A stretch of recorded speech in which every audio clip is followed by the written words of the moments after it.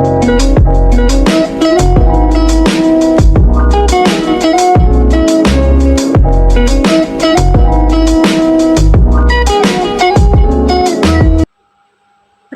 nama saya Imelda Pandiangan dengan NIM 22050400990. Perkenalkan, nama saya Malvira Syafitri, NIM 2205040022. Assalamualaikum warahmatullahi wabarakatuh. Saya Ella Sezeti, NIM 2205040041. Tentang pihak yang berperkara dalam putusan nomor 916 garing PDNTP garing 2002 garing Pengadilan Negeri Surabaya, yakni Rizal Adhikara Surabaya 28 April 1986, laki-laki, warga negara Indonesia, agama Islam, pekerjaan wira swasta, beralamat di Jalan Kentintang Baru 8 garing 6 Surabaya, dengan Eka Deborah Sidauruk Simalungun 12 Mei 1991, perempuan, warga negara Indonesia, agama Kristen, pekerjaan wira swasta, beralamat Jalan Kentintang Baru 8 garing 6 Surabaya. Disebut sebagai para pemohon berdasarkan ketetapan berikut ini, yaitu pertama, mengabulkan permohonan para pemohon. Yang kedua, memberikan izin kepada para pemohon untuk melangsungkan perkawinan beda agama di hadapan pejabat kantor Dinas Kependudukan dan Catatan Sipil Kota Madya Surabaya. Yang ketiga, memerintahkan kepada pejabat kantor Dinas Kependudukan dan Catatan Sipil Kota Madya Jakarta Selatan untuk melakukan pencatatan perkawinan beda agama para pemohon tersebut ke dalam register pencatatan perkawinan yang digunakan untuk itu dan segera menerbitkan akta perkawinan tersebut. Yang keempat, membebankan biaya permohonan kepada para pemohon sejumlah Rp120.000. Di sini kami akan membahas tentang analisis putusan penerapan perkawinan beda agama nomor perkara 916 garing PDT.P garing 2022 garing PN.SBY dan perspektif Undang-Undang Perkawinan nomor 1 tahun 1974 dan kompilasi hukum Islam. Dalam sejarah hukum keluarga di Indonesia, perkawinan antar agama atau perkawinan beda agama disebut dengan perkawinan campuran. Dalam pasal 1 disebutkan bahwa yang dinamakan perkawinan campuran adalah perkawinan antar orang yang di Indonesia tunduk kepada hukum yang berlainan.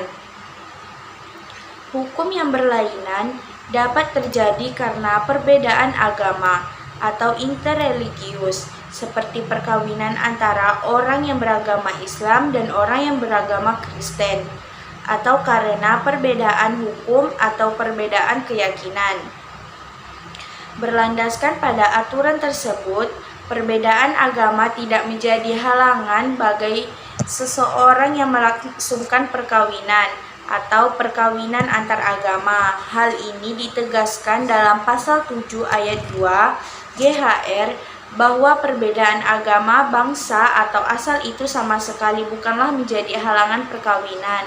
Dengan lahirnya Undang-Undang Nomor 1 Tahun 1974 tentang perkawinan, perkawinan campuran mengalami pergeseran arti sebagaimana disebut dalam undang-undang tersebut.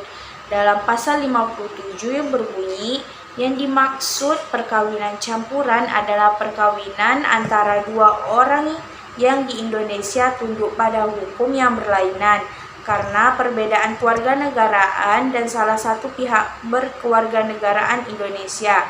Sejak berlakunya Undang-Undang Nomor 1 Tahun 1974 tentang perkawinan, maka semua ketentuan hukum yang berkaitan dengan hukum keluarga sebelumnya lahirnya Undang-Undang ini menjadi tidak berlaku. Dengan demikian, kebolehan perkawinan antar agama atau perkawinan beda agama yang merujuk pada pasal 7 ayat 2 GHR yang menyatakan perbedaan agama, bangsa, asal itu sama sekali bukanlah menjadi penghalang perkawinan, dengan sendirinya berakhir setelah lahirnya Undang-Undang Nomor 1 Tahun 1974 tentang perkawinan. Hal itu sebagaimana ditegaskan dalam pasal 2 ayat 1 Undang-Undang Nomor Tahun 1974 tentang perkawinan yang berbunyi, perkawinan dinyatakan sah apabila dilakukan menurut hukum masing-masing agamanya dan kepercayaan itu. Pasal 2 ayat 1 undang-undang ini selanjutnya ditegaskan dalam pasal 6 ayat 6 yang mengatur terkait syarat sahnya perkawinan, di mana dalam pasal tersebut menyatakan bahwa ketentuan tersebut ayat 1 sampai dengan ayat 5 pasal ini berlaku sepanjang hukum masing-masing agamanya dan kepercayaannya itu sendiri. Itu dari yang bersangkutan tidak menentukan lainnya. 22 frasa yang menyebutkan sepanjang hukum masing-masing agamanya dan kepercayaannya itu tidak menentukan lain menunjukkan pada agama dan keyakinan yang dianut oleh calon pasangan yang akan menikah, serta bunyi frasa itu menunjukkan batasan sah tidaknya perkawinan itu tergantung pada sah atau tidaknya menurut agama dan keyakinan calon pasangan. Terkait dengan penetapan Mahkamah Agung RI dalam mengabulkan perkara permohonan dispensasi pencatatan perkawinan pada Pengadilan Negeri Surabaya dengan dasar pertimbangan yang telah disebutkan di atas mutlak merupakan kewenangan hakim dalam memutuskan suatu perkara yang diajukan kepadanya berdasarkan asas kepastian hukum dan keadilan. Adanya putusan Mahkamah Agung Republik Indonesia dengan nomor perkara 916 garing PDT.P garing 2022 garing PN.SBY sebagai jurisprudensi. Jurisprudensi dapat dijadikan sebagai sumber hukum manakala tidak terdapat aturan undang-undang yang secara tegas mengaturnya. Melalui jurisprudensi, tugas hakim menjadi faktor dalam mengisi kekosongan hukum manakala tidak ada aturan-aturan yang mengatur atau telah ketinggalan zaman. Jadi, perkawinan beda agama sebelum lahirnya Undang-Undang Nomor 1 Tahun 1974 tentang perkawinan dikenal dengan istilah perkawinan campuran dan dinyatakan sah berdasarkan ketentuan pasal 1 GHR. Namun, setelah lahirnya Undang-Undang Nomor 1 Tahun 1974 tentang perkawinan campuran atau perkawinan beda agama dinyatakan tidak sah dan tidak dikenal dalam peraturan perundangan-undangan di Indonesia lagi.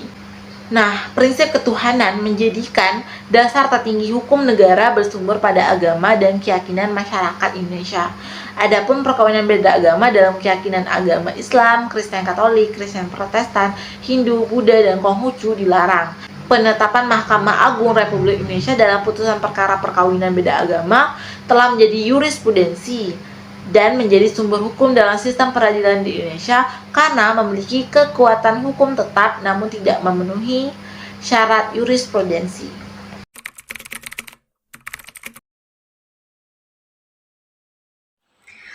Putusan nomor 69 PUU 13/2015 demi keadilan berdasarkan ketuhanan yang Maha Esa. Mahkamah Konstitusi Republik Indonesia.